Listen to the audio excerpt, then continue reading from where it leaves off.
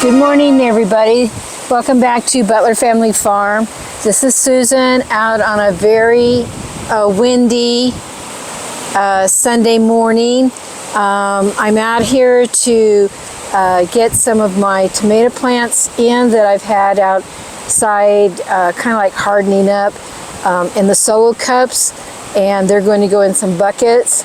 I don't know how long I'll last out here because with this 20-mile-an-hour wind, it drops the temperatures down, and right now I think it's just barely 40 degrees, and it's 11 o'clock in the morning. So I'm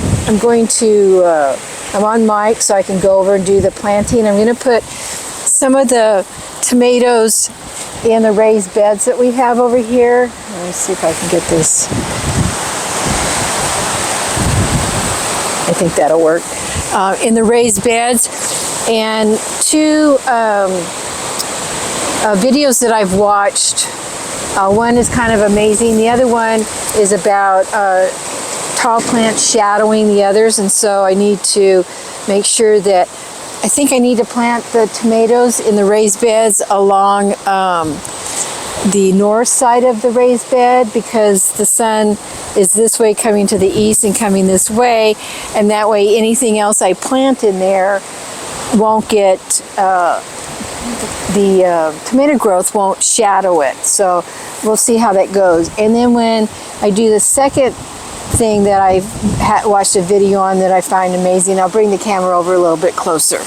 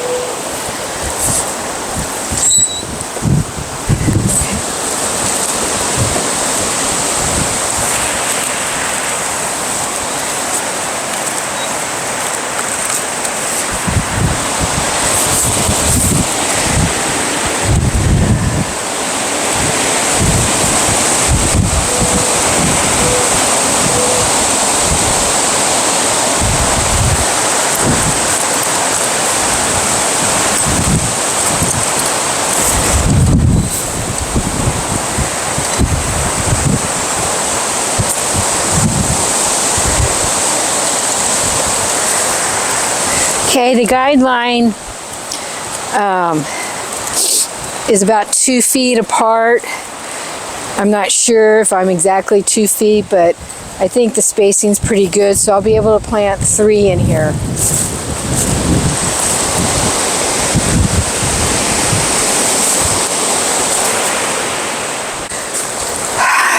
I'm not sure what species this is. I know that we started, forgot I had the mic on my shirt and I don't need to yell over the wind. Sorry about that. Anyway, we started, these are starts of beefsteak and San Marzano. So I'm not sure what's what. It doesn't matter really. You can tell when they come out. So here's the special thing. In watching a Jessica on Roots and Refuge, and it's not an old video because it's where she's in South Carolina and she's got her raised beds. She showed how she planted tomatoes, and one thing that she does, and I've seen this before and done this before from watching Gardener, I can't remember the show, but it was on Discovery or something like that for years. There's a guy in Oklahoma, and he says you peel off, up to a certain point, because in these areas, and you can lay your tomatoes in the ground like this, plant them like this, and it will root all along here and make your tomato plant stronger. I'm just going to go down a good, more than like 2 or 3 inches, and maybe all the way down to the bottom of the dirt, but not quite. And she Jessica said, this old guy, back when she lived in Arkansas, told her to put an egg in the hole. And she breaks it up, and there's something about it that those tomato plants seem to do better. She, not that the tomato plant without the egg won't do well, but it seemed like the ones with the tomato plant did a lot better. And a friend of hers, let's see, I want to turn this, manipulate how they grow. A friend of hers did a side-by-side with and without the egg, and again, the tomato plants that had the egg in it seemed to do a little bit better. Jessica was saying that she thought it was nitrogen, and when I was telling Jerry about it, he said, no, it's not nitrogen, it's urea, it's phosphorus and or urea, and because nitrogen is like, I think he said it was like air or something like that, but anyway, he said it wasn't nitrogen, it was more phosphorus. And I was talking to a fellow quilter I forgot the egg, yesterday, who are master gardeners, and they said the same thing. They had heard of that. One was a little skeptic, but another one wasn't. So we're going to try. I'm going to plant 6 tomatoes out here and see how it goes. And then I've got my pots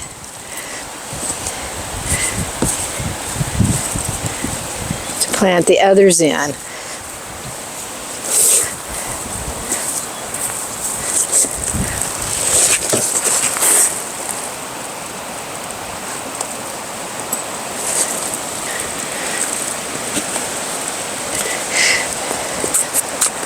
These are pretty big eggs, so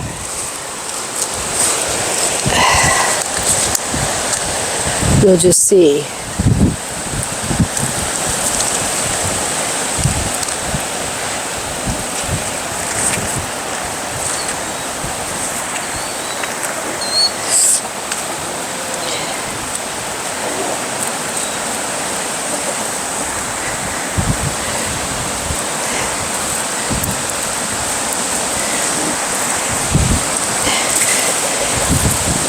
See how these guys do.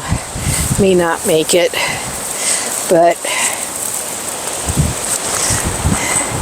I got lots. I think I got like, he just repotted some that needed to come out of the cups,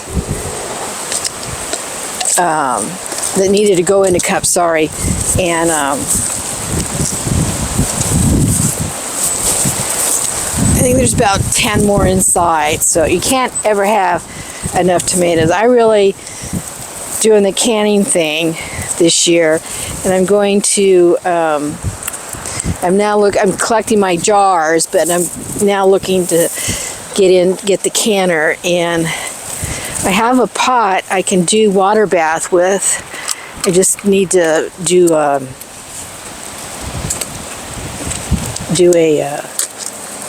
you know, the wire thing on the bottom so the pot starts sitting on the bottom. Oh, I got this little guy here. But I think I'm going to get a Presto for the pressure canning, and I want to have a lot of crushed tomatoes, because I make like a 7-can taco soup in the winter time, and I want to make my own spaghetti sauce, and I want to can by ingredient, not recipe, because everybody's seasoning, you know, is different, and it's a tip I picked up from Lisa at Sutton Day. She cans by ingredient, because you may can by recipe, like a spaghetti sauce, but maybe you want to change it up and you've already got this jar that's got, you know, made up for spaghetti and you can't use it for, you know, something else. So I think the theory of canning by ingredient is pretty slick. So that's what I want to do, is can by ingredient. So I want to have a lot of crushed tomatoes, and they say the Marzanos make a great crushed tomato. And then I want the Romas. I've got Romas going that I want to, you know, we use those a lot when we make our tacos, and we have Taco Friday almost religiously. And then a friend of mine is going to give me some cherry tomatoes, so I'll have those around for the snacking part. I didn't get seeds for that, but she got them from Baker Creek. So we'll see how those go.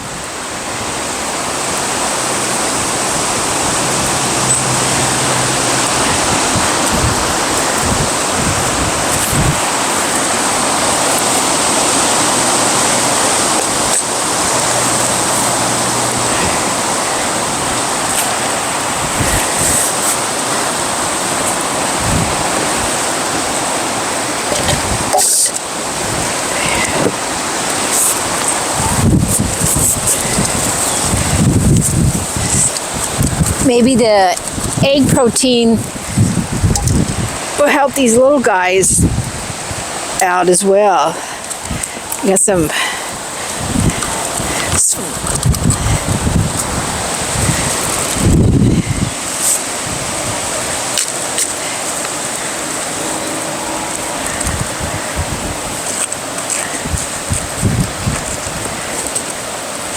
oh, let's see, I messed up a little bit here.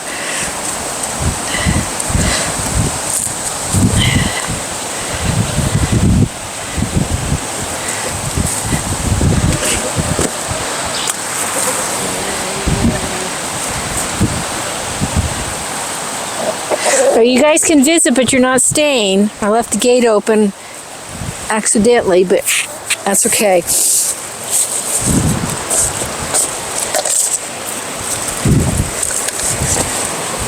So let's see. So I got two good ones here, and I hope the wind doesn't. And then I got a good one in here, and two wimpy ones, if you want to call it that. And we'll just see how they go, how it works out. So watch for the next version. Somehow the camera turned off, so this might be a little bit of duplicate. Hey Gertrude, that's good. Move that compost pile around. Thank you. So here's a few that I've already got planted, and I will bring you back when I've got all of the starts in the bucket, and then we'll do another view of the when I've got them topped off. Okay, I think we will call it a wrap for this video. I've got them all planted in, and I've got them buried up pretty good. I've got the dirt up to the level that I want, and it's just a matter of watering right now. I'm going to fill up my not pitcher, but anyway, the one that has a little, you know, just water out of it. I'm going to water out of that today because these are still kind of delicate to have a spray hose put on them, and it's just too windy. So thanks for coming along, and I'll keep you updated on our garden. This is like, you know, maybe phase 1 or 2, I'm not sure, but I'm going in the house after I get these guys watered down, and then and start my herb seeds so that I can get those out into one of my stackable vertical planters. So I hope you all have a great day, and we will talk to you on the next one.